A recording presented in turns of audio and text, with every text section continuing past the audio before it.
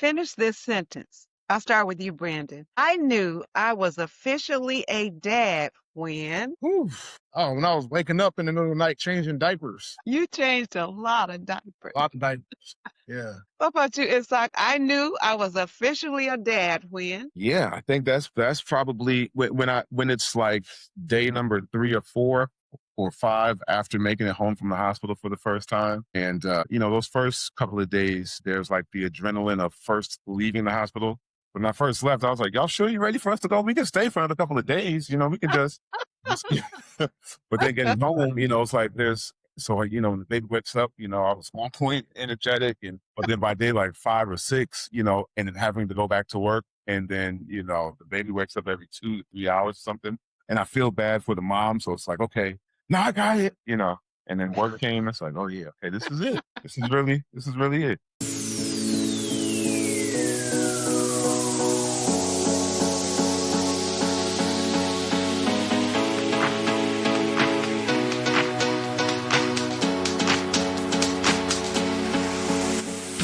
Welcome to Get Real with Alexis Jones. On this podcast, we'll dive into real relationships with real people guided by the wisdom and perspective of some of the most seasoned voices in our community, our beloved seniors. Each week, we'll unpack the joys, challenges, and lessons learned about love, family, friendship, and everything in between. This is a space for heartfelt conversations, eye-opening truths, and powerful stories that will inspire and challenge the way you think about relationships. We're keeping it honest, unfiltered, and deeply meaningful. So settle in and let's get ready to get real. Let's jump in.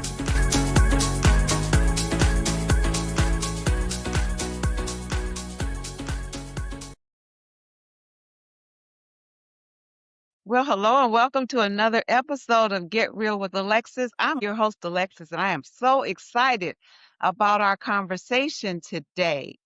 Now, I'm usually really excited to chat with my son, Brandon, but today we are joined by his best friend, Ishaq.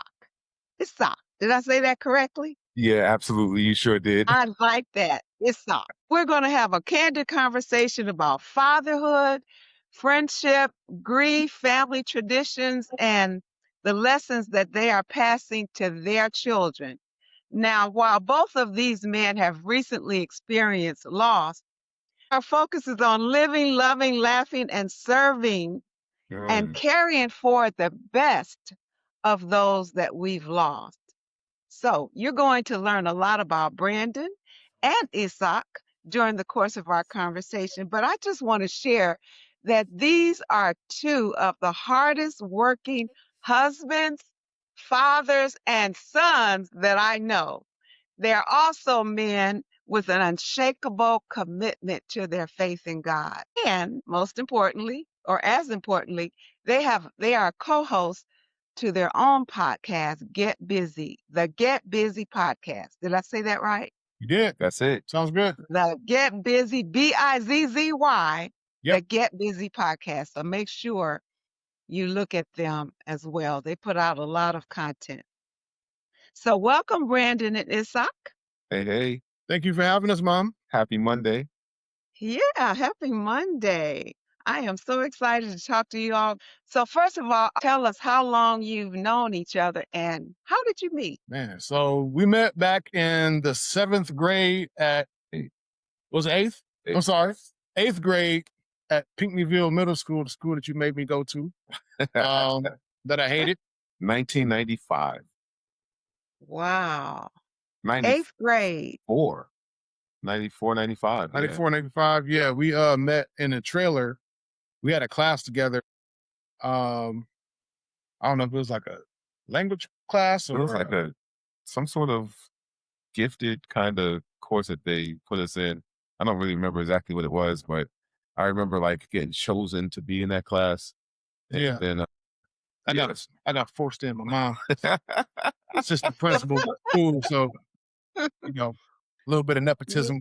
Hey, take it how you put it. Hey, yeah. So tell us how long have you been married and how many children do you have? All right, so we're going on 17 years. Woo! Yeah, we're up there. Wow. And I have 4 kids. My oldest, Malia, who's 14, Joelle, who's about to turn 13, Chrisette, who is about to turn 11, and Genesis, who's 8. Okay. And I have 4 also. 15 years old, Anaya. 12 years old, Isaiah. 10 years old, my youngest son, Milas. And our baby girl so far, Naomi, she's 5. And one on the way. So that's news to everybody. You hear it here first. We broke it here first, guys. But yes, one on the way. But we've been married for 5 years to my lovely wife, Nadia. And it's the best thing that's ever happened to me. What was the most dad thing that you've done recently? Whew. The most dad thing. That's a great question. For So- me, I think it was probably dancing and singing in public. I took the kids to Washington, D.C. and Universal Studios last couple of weeks. And I always try to embarrass them when I can. You know, my oldest daughter, she's at that point now where it's not necessarily funny, you know, when dad's doing silly stuff. Now it's like, oh my gosh. It's more embarrassing, huh? Yeah, you know, but you know, the youngest is still like, "Ah, that's so silly." So, you know, Yeah. just doing some little silly singing and dancing, like, but belting it out publicly in the supermarket, or we actually did a few times. So that's it's kind of something that I do, and hold on to them so that they like, no, you know, little stuff. How about you, Brand? What's your dad thing? So for me, it's been just giving a lot of unsolicited advice to my kids, especially Malia and Joelle, because they're getting more involved. So Malia, she's going to be in high school. She just started doing cross country, and she thinks she knows more than me. Like I was an athlete once upon a time. I'm trying to give her, show her the ropes and like, okay, don't overwork in this area. Oh, you need to start doing this, and she thinks she knows everything. And then Joelle, like more soccer has produced like a lot of opportunities for life lessons. So sometimes he'll listen, sometimes he don't want to hear it. His body language is kind of like, it's like, you looking like you know. I'm like, what's that face for? What's that face for? What you thinking? You know what I'm saying? So it's like, I'm just trying to like give them as much as I can, while they're young, and try to get them to the right place. So that's my story. Yeah. Yeah, I feel you. What's one thing your kids think you're good at that you're actually not good at? I think they think I could fix like everything, and I can't fix everything. I can fix some stuff. And a lot of times I got to go to YouTube, and it's like, you worked this miracle. We did this. Can you fix that? It's like, man, no. You know what I'm saying? So, but yeah, they think I can fix almost everything. I don't know. Maybe I embellish in some of my I mean, stories. you do a lot of stuff. They see you with a lot of hands I on do, stuff. yeah, they do. They see me do a lot of stuff, but I'm still, it's funny because I still have a lot of insecurities, and and a lot of things that I can and can't do, and they don't know anything about that, so they just think I can do everything. Just cool. Yeah. I'll take it. What about you, Ishaq? So my kids think that I'm stronger than I actually am. You know, they still jump and climb, and my youngest, she's she wants piggyback rides and to be carried all the time. Like, and for large distances, I just found it out when we were walking all over the place, and you know, and I do it. And I try to, and I always show up, but she has this idea, and my youngest son Miles too. Yeah, one day I'm gonna be strong like that. I'm, one of the strongest people in the world. I'm like, all right, I'll take that. Yeah. I like that you think that, but now I gotta, do the work to kind of make sure that I meet the standard in their mind as it continues to grow. So, I say the same thing. 'Cause we work out in our workout room, like training Joelle and now Malia. So me and Joelle today, like we were hitting some weights after we did some core exercises. And he's like looking at me lift. He's like, how come you got so many muscles? I'm like, oh, thank you. This is like the over the hill me, but I'll take the compliment. I'm like, hey man, you'll get there once you hit puberty, your muscles. He's getting there too. It's beautiful because you're dads and you're big and you're strong, and that's just how they see you. And that's good. That is good. It is. You're Yeah. big and strong and protective, and you can do anything until Absolutely. until they get older. And like you said with Malia, then you don't know anything. Yeah. Yeah. So it is. Okay, so if your children, I'll start with you this time, Ishaq. If your children were describing you in 3 words, what would they say? Fun, patient, probably strict. Consider you a strict disciplinarian.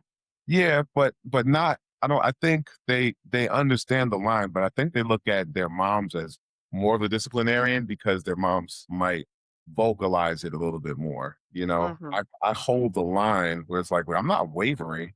It's the answer is going to be no, but I present it in a nicer way. But Yeah, it's still there. but they know that no means no. Yeah, they do. Yeah.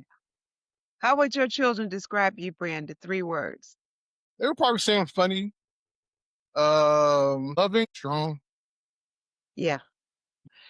Who between the 2 of you, who's the stricter parent? I'm gonna be honest. Oh, go ahead. Nah, I'm gonna say Ishaq. Really? And the reason why I say that is because Anaya, and it seemed, Anaya is only like a year older than Malia, but it feels like she's a couple of years older because like a lot of the like teenage girl stuff, he's kind of experienced first.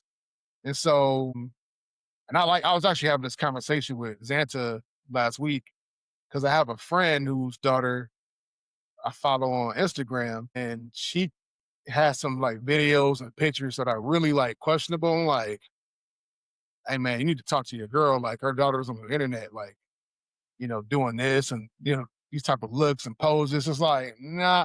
So with Ishaq, man, if his daughter, if she just has a certain look, it could be a headshot. If it's like bro, he's calling her immediately. I was actually here. He was here at the house when he did it.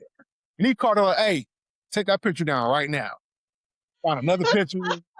Yeah, no, we ain't doing that. Like super strict. So like I actually follow like his lead when he does that. I'm like, okay, yeah, that's how I'm gonna do it. So you know what I'm saying? Like I actually follow him because he's had his kid first. And I'm able to like kind of take his example. And because I'm like, I really do love like the old school parenting. Like Yeah. I can't do the soft when you're not supposed to be soft. You know what I'm saying? Like, so when I had Joel at soccer, we had some coaches who were like, they're like volunteer coaches, but they were like really soft on the kids. I came up playing football where it's like strict. There's no walking on the field. There's no nothing. These coaches letting these kids do anything. I was getting so mad. And so like, I appreciate like the old school, even with like when your neighbors used to like parent you back, we were in Cleveland, like I couldn't just go down the street and act crazy. Right. It was like Right. either they're gonna do something about it and then tell you that you're gonna do something about it after that, you know what I'm saying? So like I'm gonna say it's the stricter parent. Yeah. Yeah. But to piggyback What's off the of that, pri I'm Go sorry. no, go ahead, Ishaq. So it's funny you say that because I think that I get a lot of insight. So I'm always going to deep for like, I'm always going to Brandon for ideas and questions and thoughts because he's been married longer than I've been married. And so, and when it comes to parenting, I look at it through my view and I have to go to Nadia to see how she looks at it through her view. And sometimes we look at things the same way and sometimes we don't. But I have somebody like a soundboard that I can bounce ideas off of and get like advice and counseling, like the time with Isaiah. You know what I mean? It's like, look, hey, what do you think? What are your thoughts? Can you jump in? And so that's honestly, one of the best things in life is having somebody that you have been rocking with for 30 plus years, that knows is 100% down for you, knows is a man of Christ, checks off all the boxes as far as a good charactered individual. You know what I mean? It just Mhm. allows for this life is very real. It's not for punks. And parenting is a challenge. Marriage is a challenge, but it makes it so much easier when you have somebody else that you can. That's why we're here for community. That's what community is all about. And so when you know Yeah. that you have Yeah. somebody to stand in your corner. What surprised you most about becoming a dad? Were there any surprises? You know what? I kind of knew a little bit of like the type of dad I was gonna be. I remember I was having this cousin with this conversation with my cousin before I had Malia, and he was like, when he found out I was having a girl, he was like, "Oh, she gonna be wrapped around, or you gonna be wrapped around her finger, or whatever that terminology is." And it's like, it didn't make sense to me. And then when I had her, I was like, "Okay, yeah, I'm not you know what I'm saying? I'm just who I am. Like I kind of knew who I was gonna be as a parent, kind of in that wide aspect, but like, Well, let me get some clarification. So when Malia is your first child, and yeah, of course she's a girl, are you saying she had you wrapped around her finger or not? not. And has she had you wrapped around her finger ever since?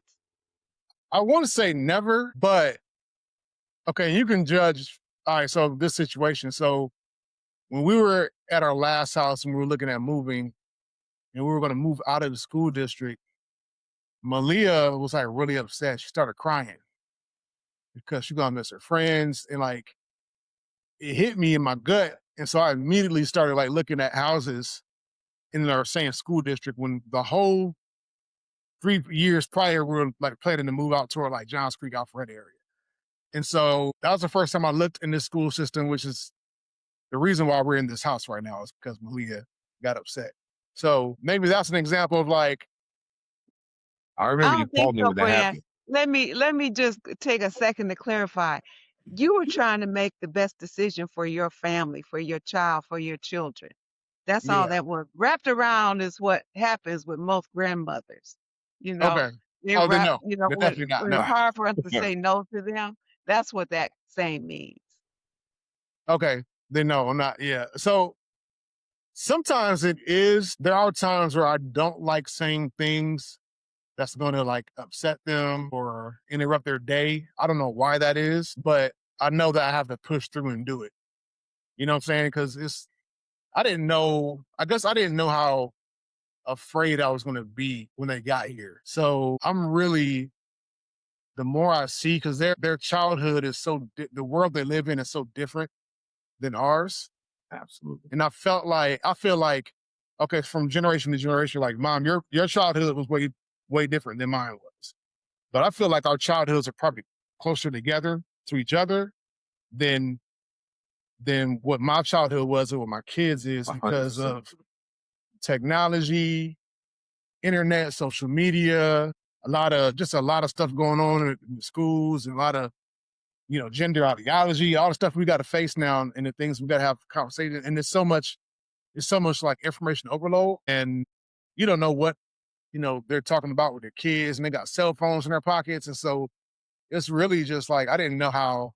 I'm really concerned about like what their future is going to be. I don't Yeah. tell them that because I don't want them to be afraid, but I really am kind of like concerned about like how they're going to navigate the difficulties of this life that Mm-hmm. I never had to navigate. Ishaq, you want to comment on that?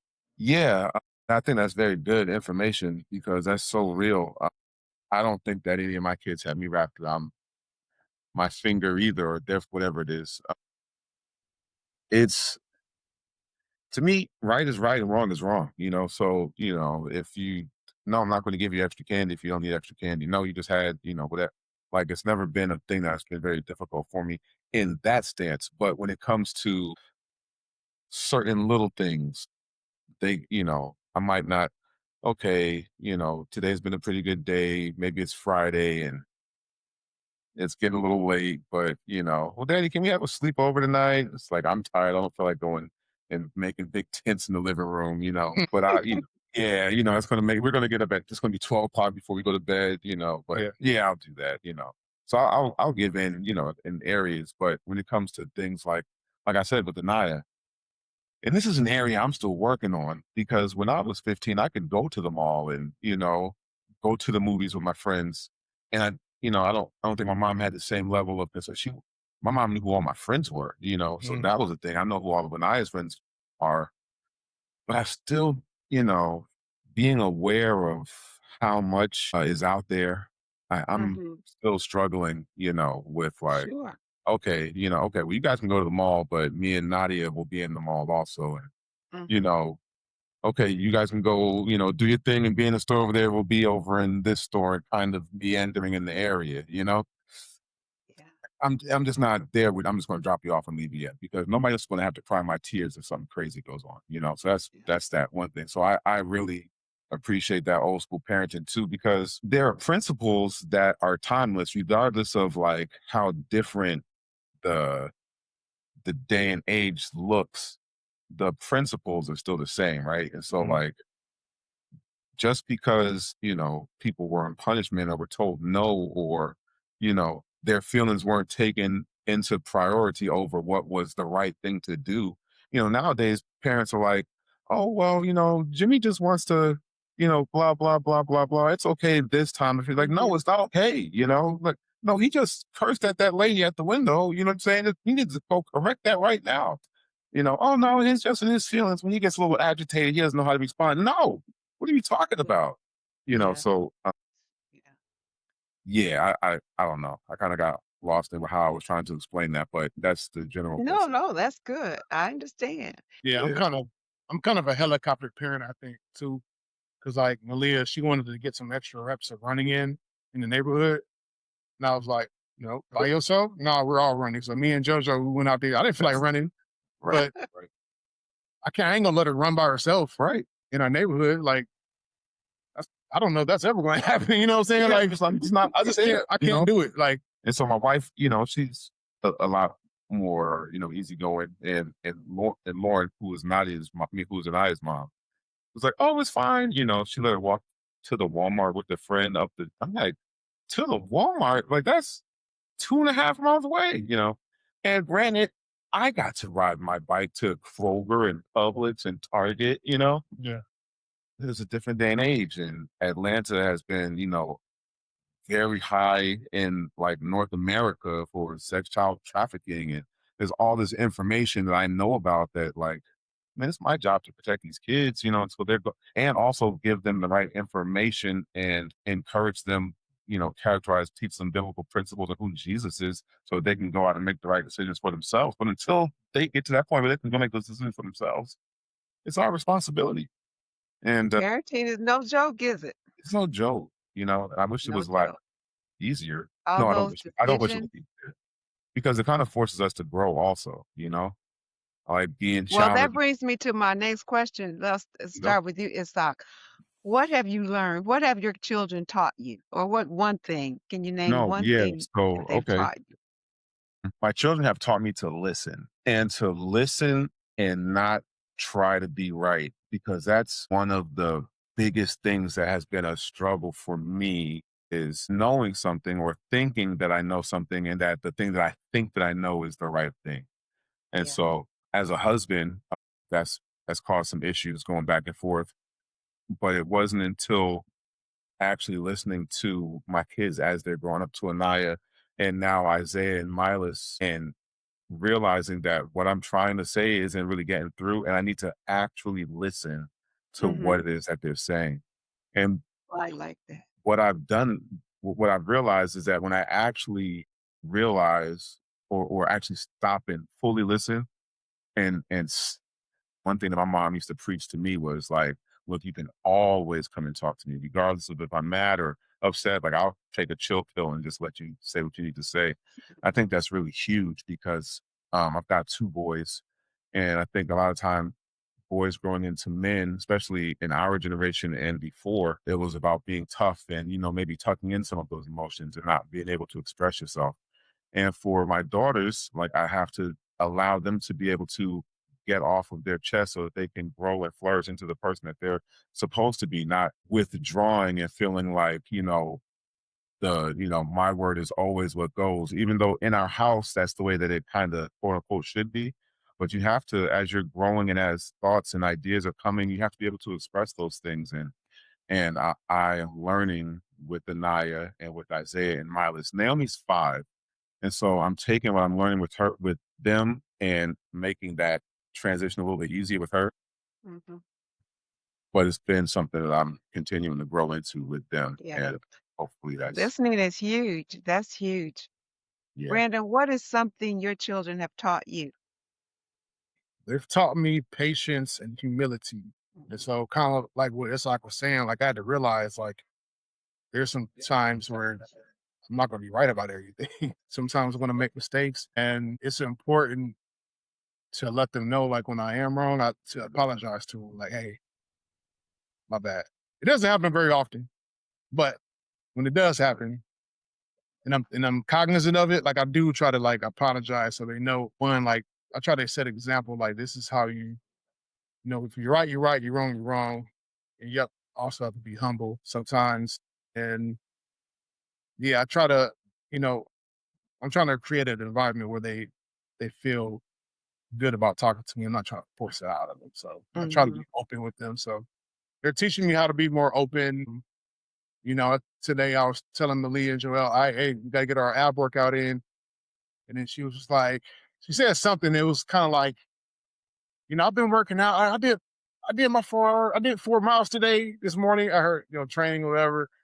I was like, that ain't got nothing to do with what we trying to do. And what she was really trying to tell me is all she wanted to hear from me was, hey, you're doing a good job. She's like, Yeah. all I wanted you to say was I'm doing a good job. I'm like, you're doing a good, my bad. You're doing a good job. Yeah. Now just get in here and work out. You know what I'm saying? So yeah. Hey, just real quick. That's wisdom. That's wisdom, Brandon. Go Yes, ahead, Ishaq. but that's also really great that she's able to identify what it is that she was looking for out of that and express it to you. Yeah. So that's sounds like, you know, you guys have a head start in that department because, man, there are people that are 60, 70 years old, 50, 40, 30 that wouldn't be able to articulate the real feeling, right? I'm saying this one thing, but what I'm looking for is this over here, you know, and it takes therapy and, you know, constant communication and counseling and everything else to get to that root issue. And so that's really fantastic to hear. That's all. Yeah, I like that. Finish this sentence. I'll start with you, Brandon. I knew I was officially a dad when Whew. Oh, when I was waking up in the middle of the night changing diapers. you changed a lot of diapers. A lot of diapers. Yeah.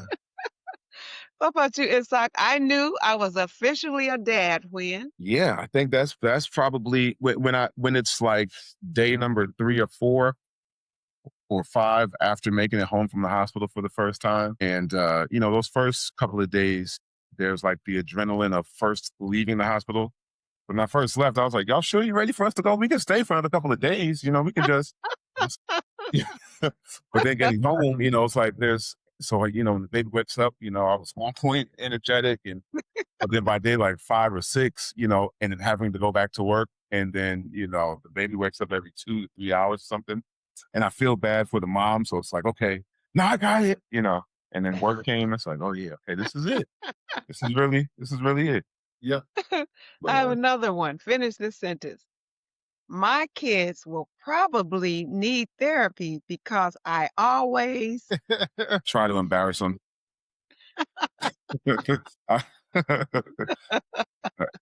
It's a goal, you know. Anything? Can you think of anything, Brandon? It depends on the kid. So it'll be a combination of being too hard on them, maybe pushing them a little bit, or raising my voice too much, or yelling, whatever you want to call it. Yeah, that's it. Okay.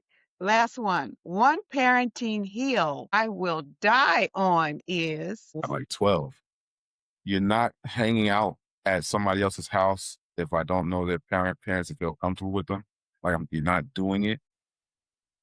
You're not same thing. You're not going anywhere, and you're not wearing that. Like, you know, and I came to the house with a shirt. You know, I was like, what the?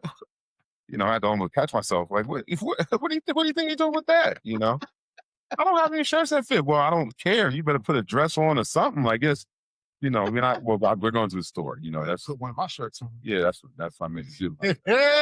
She was upset about it, but I was like, I don't care. You're not walking out the house with that. Your mom should let you walk out the house with that. Why did you even bring it to my house? You knew what time it was. It's You going for the knew. grill. No, She did. they try to push the boundaries. I lit it on fire.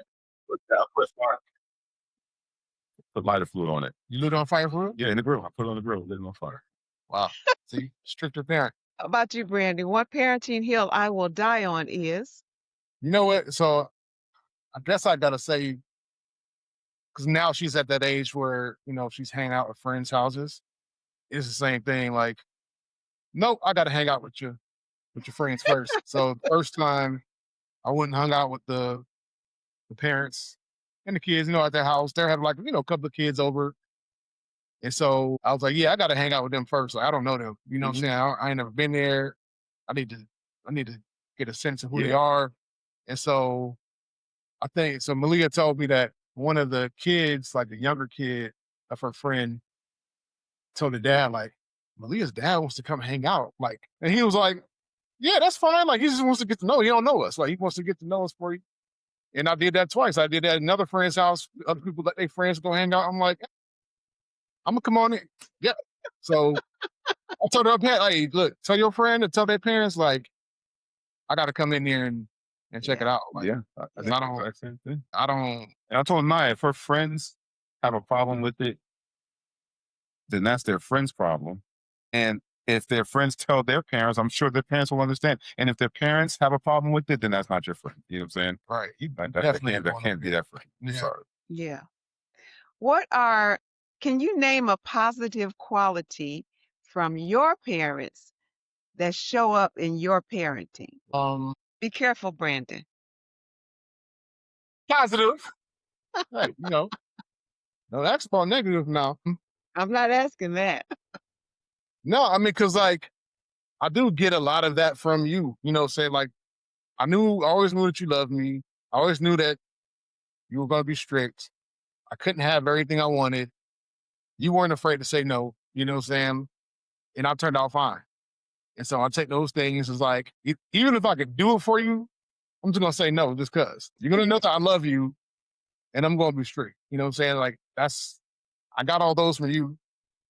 So I don't know. And my dad, you know what I'm saying? Like, I've always known that he's loved me, even after y'all divorced. Like, there was never like, anything that y'all caused for me to like look at one of y'all crazy. So like, I just knew I had parents that love me. And so like, I'm always going to make sure like my kids know that I love them, but I'm not going to be afraid to like call them out on something or punish them for whatever reason they do something that they shouldn't be doing. Like, I just have to do it. Even sometimes when it hurts, when I don't want to do it, I just have to do it. I have to push myself to do it. So yeah. What about you, Ishaq? What did your beautiful mom pass down to you? A couple of things similar. And I say being strict, right? But what that really means, I think people look at strict as in a negative way, and it totally is not. It's setting up the proper boundaries for your kids' safety and for their guidelines and character development. And every one of my friends knew that Trudy Haskell was not playing games. She like not playing games. Everybody knew that. She's one of the people I was scared of. Everybody was. I mean, even when I got grown, my friends were saying the same thing. Nathan, Jimmy, and Donnie, they were like, "Hey, you weren't messing with Miss Haskell." It's like, yeah, but they all loved her. But the other thing that I learned from my mom was when I got spankings, she was right there, like, look, I didn't want to have to do that, but you got it because you didn't do this and you did this and, and you knew better than to do that, and so it was always a super saturation of love.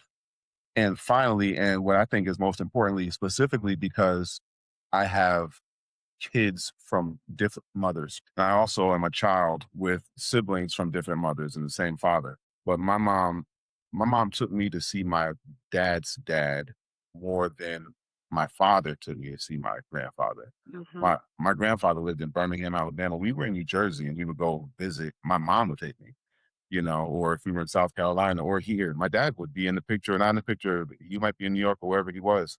And my mom kept me with all of my brothers that she didn't birth, but she kept me with Hassan. And when he moved to Georgia, he moved in with us. And, I went to go stay with Ali and Mikey. I would come, so I always had the understanding that there was no such thing as half brothers or, that they were all my brothers and sisters.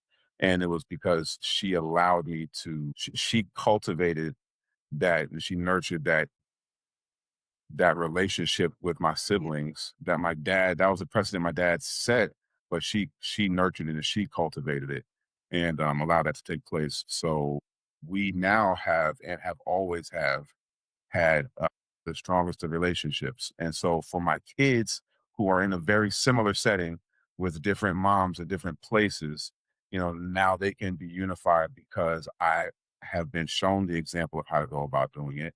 And the only difference between me and my mom is that I finalized it by getting married and making, putting that covenant over our relationship in our household. So, yeah. So let me switch gears for just a second.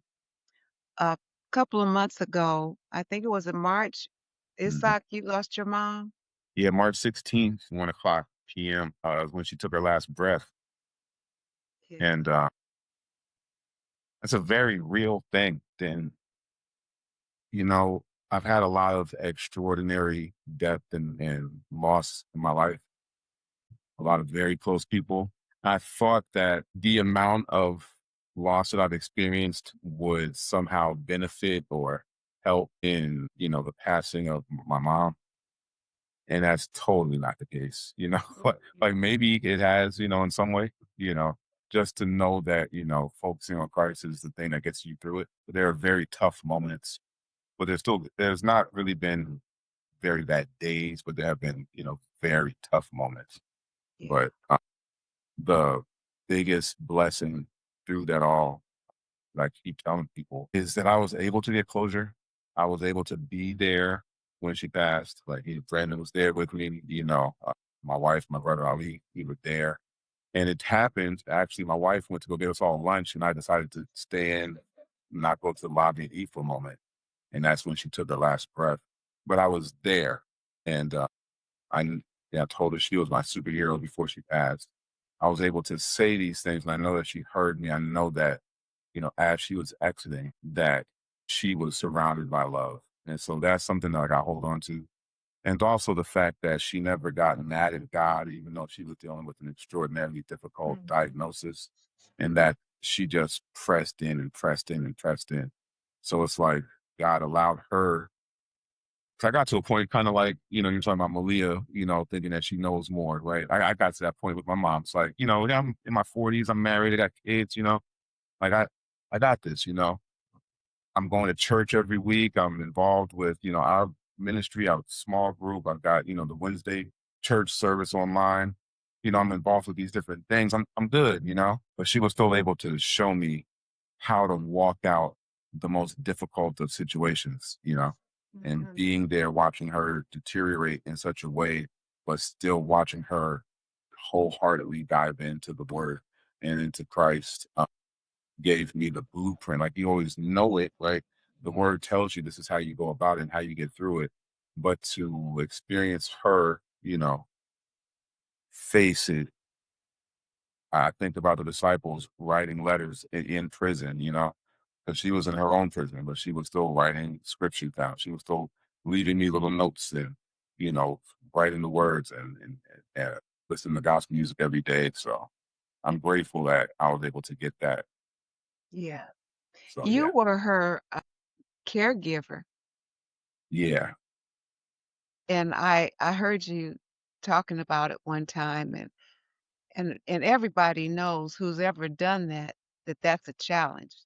I don't care who the parent is, who you're giving the care to. Caregiving is not an easy thing to do, but found some you found some really meaningful experiences as a result of caregiving for your mom. Can you share that with us? Uh, Well, first and foremost, I got to give a lot of thanks to my wife, who also took on such a large responsibility with my mom. But just some of the more difficult things was trying to always make sure that I was there. I used to tell myself that, man, if it ever comes to the point my mom needs to go to a facility or something, like, no, we're not doing that, And I'm grateful that God didn't allow it to happen because, that's been something that as it, progressed towards the end, it became more of what the reality was looking like. And I was beating myself up internally because I was like, man, I have always told myself that this isn't, but it got to a point where it's like, you can't do it anymore. But to the question more specifically is really just the understanding that Jesus is the way. And what I mean by that is there was a time, even a year ago, maybe 2 or 3 years ago, and especially before I got the boys back, before we got full custody of the boys back, where if my mom was gone, I don't know if I would have been able to handle that. Like that would have been something that was debilitating. Yeah, that I don't know if I would have been able to handle it, you know? And I would like to tell myself that I would, but I don't know. But after dealing with my mom, after seeing the courage that she handled the situation with, after seeing the strength that she operated with, it filled me up. And then it also forced me to go into the word. So we did a fast a few times, right? Pressed into the word even more. And as I was pressing into the word, there's like a level of peace that started to come over me, over the household, strength that starts to come in and seep in. And that's kind of the biggest thing that I got out of it was the reality that, and I've experienced it before in some areas, but I've not faced anything like this. I've had loss of income or, you know, some minor health stuff and family members and friends, but it's nothing like a mom. And so that was the biggest hurdle to be faced with. But I know now that there's a peace that surpasses all understanding, and I know that it's real. And so when everybody looks for a big booming voice out of the clouds, or we want God to show up, with like lotto tickets and everything else. But the fact that I can go to sleep and wake up in the morning and not having cried myself to sleep, sucking my thumb all day and all night, the fact that I can continue going forward and have conversations even like this one and show my kids and have such a wealth of information to pass on to them. And the fact that they saw how I'm handling this and I was able to incorporate them in the process with praying for her at night or any of those things. I think that's the biggest part was they saw the journey of my mom. And so it was beneficial to me. And I'm grateful that they were able to see it and see how I handled it and see how she handled it. Because you bring up a child in the way they should go and they won't depart far. That's beautiful. I was going to ask you how it had changed your perspective on family, and you just laid that out beautifully. That your children were there to see you love on your mom, and you got to spend some time with her that a lot of people who are not caregiving don't get that opportunity. And you have some really beautiful memories and things that your children witnessed. They actually witnessed your love for your mom, which has to impact them forever, Yeah. forever. Yeah. Yeah. Brandon, you lost your brother about a year or so ago. And how has that loss impacted you and your family? And how has it taught you? What has it taught you about resilience and things that we've talked about? Can you share a little bit? Yeah, I mean, it was the way it affected me. It was really traumatic when it happened, and the time that it happened, like I didn't think I would ever recover from it because I never experienced anything like that before. And so it was just, it was the two hardest phone calls to make was to you and Dad. After I found Herman, and I think I called you first, and I had to let the police officer tell you I couldn't do it. And then when it came to my dad, I felt like I needed to tell him personally. And so, yeah, it was just rough. So it's, like any tragedy, you can't avoid tragedy in life. And so I think the hope is that this thing that happened, to you or to somebody you love, or, that affects your family in such a way that one day it'll get better. There'll be healing and then you'll be better because of it. I think that's my hope for everything. And so it changed my perspective on really, it's kind of like, like what it's like was saying, you can read about how Paul sat in prison and wrote those letters, to the Ephesians, to the church in Philippi and all that kind of stuff. But it's like, until you actually go through it or see somebody go through it, like she was, like I said, there's a really good analogy. Like she's trapped in her own body. If you know anything about ALS, she really was trapped in her own body, but she was still able to not do what Job's wife said, like just curse God and die. She never Yeah. did that. She only blessed God until her end. And so, it's we want to, you know, I, I just wanted to be, strong for everybody, especially you, because I think you took it the hardest, and Dad took it the hardest too. It's just I don't know. I think what I learned from it was we can face really hard situations and get through it and be better because of it. So now, I'm more equipped to help somebody that's going through loss, because I've been through it. And like before that, actually I knew that I was not good in that area of like helping somebody who suffered a loss. I was just really bad about it. There was man, my cousin CJ, when I remember when her mom passed away, it was my first day of working at Infinity. Her funeral was gonna be my first day like working like my real job after I got out of college.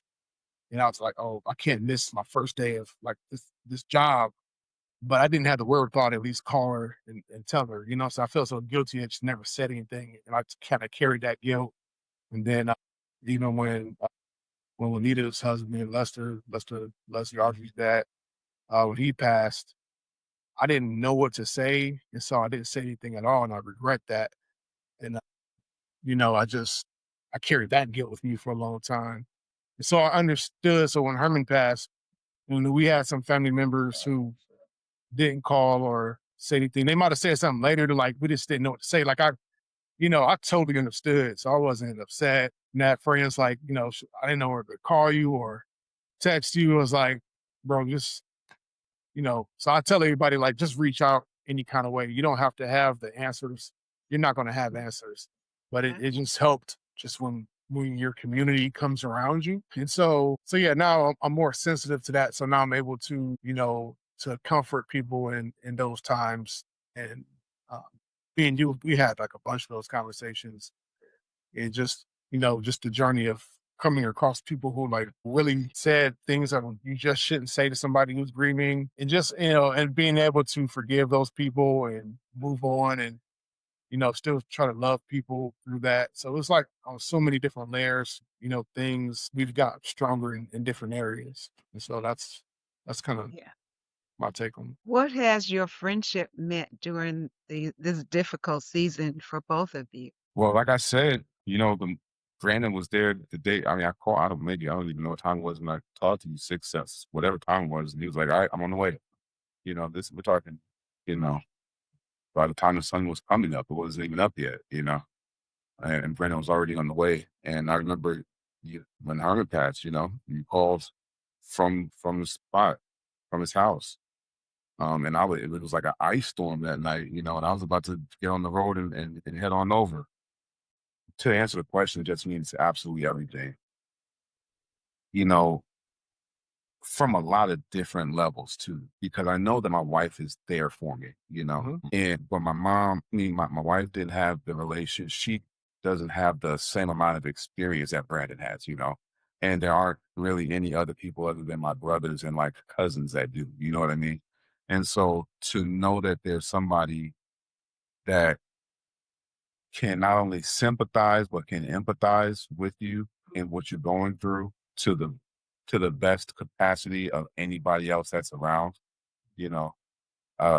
Just mentioned, being married for 17 years, and knowing Xanta for 20 or whatever it was, or 18, whatever it was, whatever, right? But we're talking about 31, 32 years of knowing each other.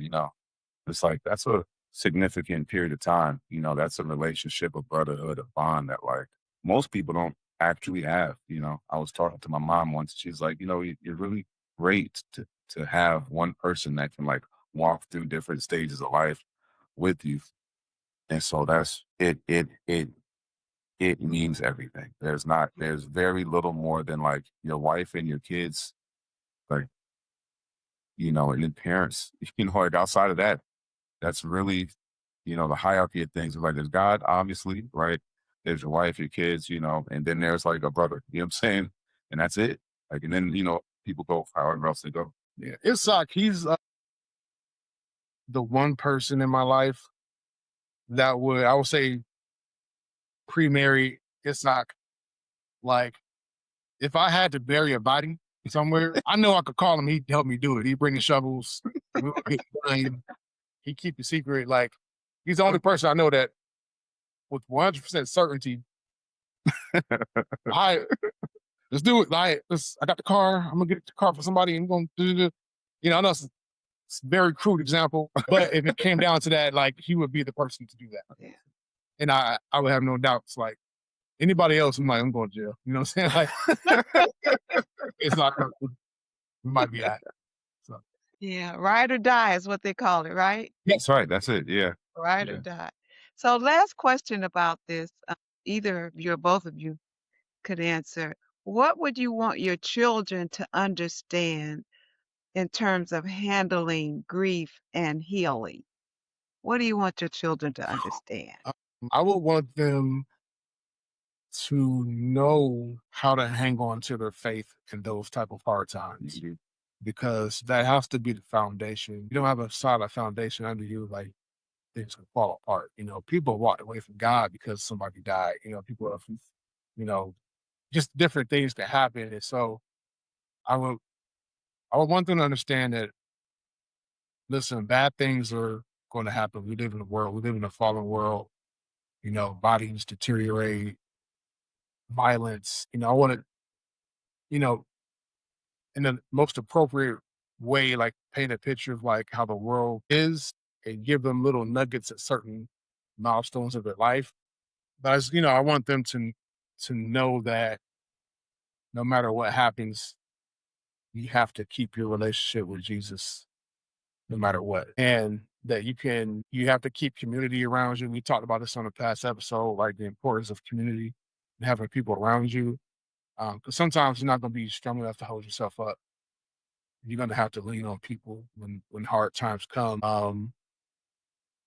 You're going to have to get, wisdom from a multitude of counselors. Like, you're going to have to see a therapist sometimes. And it's okay to do that. So, I want them to be able to express their feelings freely and feel safe, to do that, and then learn how to keep people in their inner circle that they can do that with. Yeah, I totally 100% agree with everything you just said.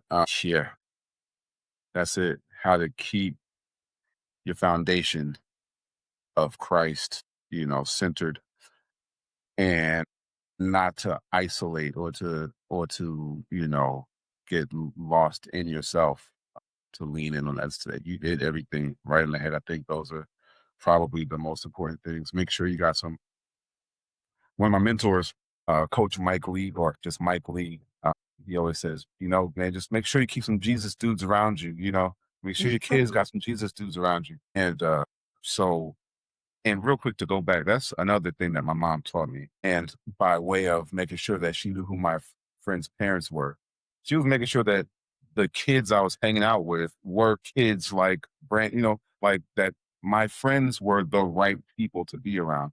It makes all the difference in the world. And so that's the part, because community, your church, but then also, maybe they're off at college or they're somewhere else. Maybe they don't have a church home that they've bought into and have established a very firm relationship with, when they're in their whatever time of life it is. But if they have those relationships with the people that they can reach out to right now, that and are secure in the fact that, not only are they good people at heart, but that they're grounded in the same core values that you have, that's what I also hope, Yeah. because but there's a lot of good people in the world, and a lot of them will end up being friends, and so that's great as it is. But that can be a little wonky when somebody says, "Oh, the universe is this, or this is that." Like, nah, Jesus, the Holy Spirit is going to fill you what you need, and so very specifically, in those moments, you need to be reminded of that. not just that the universe works itself out, or that the good feelings and vibes is going to no. You know what I'm saying? No. I really appreciate you all for those heartfelt responses. I've watched you both, and you're an inspiration to your children and to many, to your friends, but your children are watching, and you should be proud. Your mom would be proud, Ishaq, and I'm proud of you both. I have Thank you. some rapid fire questions for you. Let's get it. Favorite family vacation, Brandon. Beach. Okay, Ishaq. Really anywhere that we're all together. But I mean, this was my first time this past week taking all of my kids at the same time. So that was really the biggest thing for me. So this past week, we went to DC and we went to Orlando. I don't really care about the where. It was just the fact that we were all together, and it was something different. I hadn't experienced something different with all of my kids. So that was really great. Best Father's Day gift ever received. Good loving from my wife.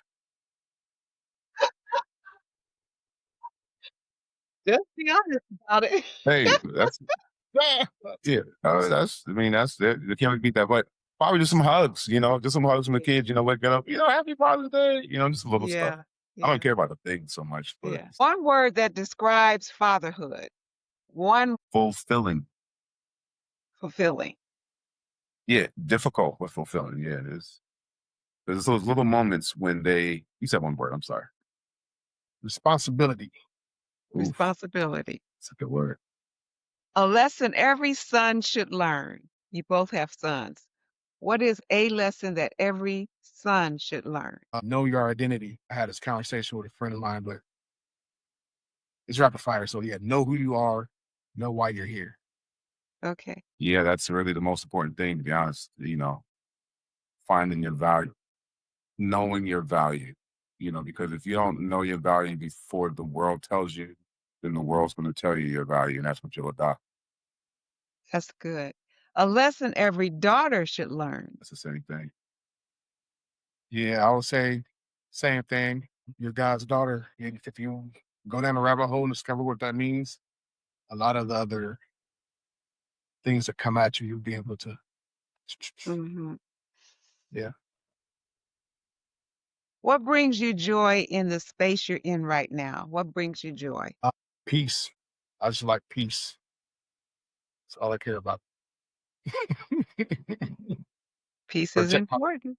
It's not what brings you joy. Doing things outside of work. So filming podcasts, like when we get together and film podcasts, that's something that brings me joy. I can't make this rapid fire. I'm sorry. Like helping feed homeless at the church, that brings me joy. When I do the tune up on Wednesdays, like it's just when I'm kicking it with the kids, we're throwing softballs, you know, where something that's going on that's outside, or just being at home and, not those are the things that bring me joy. Yeah. Family, just spending time doing something else. But it's better when I think or know that I'm doing something positive for somebody else. You probably answered this in one form or another, but I'll go ahead and ask it. You can give me a brief answer if you want to. What does your faith have to do with your role as a father? everything. I can't do it without God. Yeah. It's too hard. You know what I'm saying? Like I can see all my imperfections and see how like bad I can hurt my kids. If I didn't lean into God, probably get a little bit messed up. So yeah. That's real. Yeah. So growing up, you know, I've always had a relationship with my dad. Is a great guy, great person, but he wasn't at home, So there was two tracks. It was either, the good TV shows like the Cosby Show or the, whatever, Family Matters, or there was, you know, movies or, gangster rap or something else that was going to determine which direction my fatherhood was going to be based out of if it wasn't for the church. If I didn't know and if I wasn't shown specifically what it was to be a man of integrity, to be able to follow Christ and Christ likeness. So that has changed what society has told me was okay, or what to be, and refocused it back onto what it should be, period. And then when it's centered in when it's centered around Christ, it doesn't matter what time of life it is. I was watching Archie Bunker a couple of days ago, and he's using the N word and cursing, and him and George Jefferson are going back and forth. And that was perfectly fine, right? In the 70s or whatever that show came out, 60s, right? It it was, but you couldn't have that show today because society says that's not okay, right?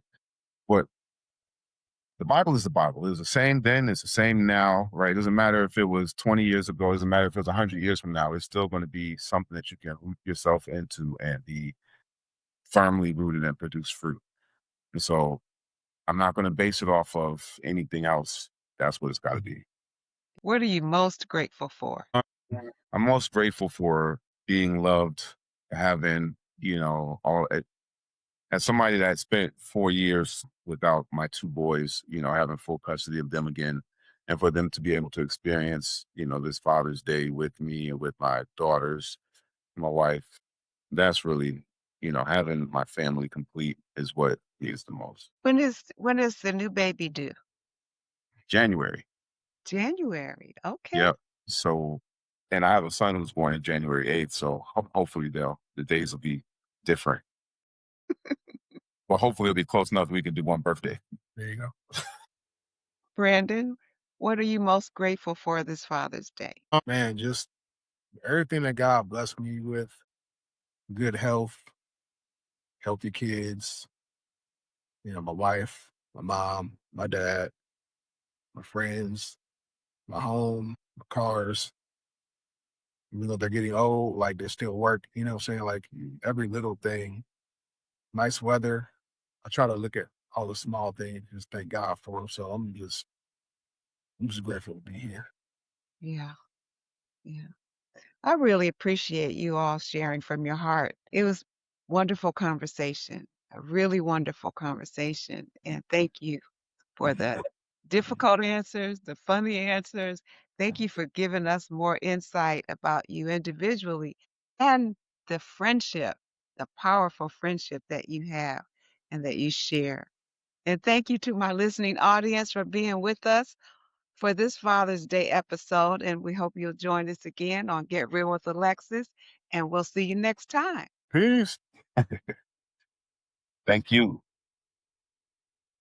You're welcome.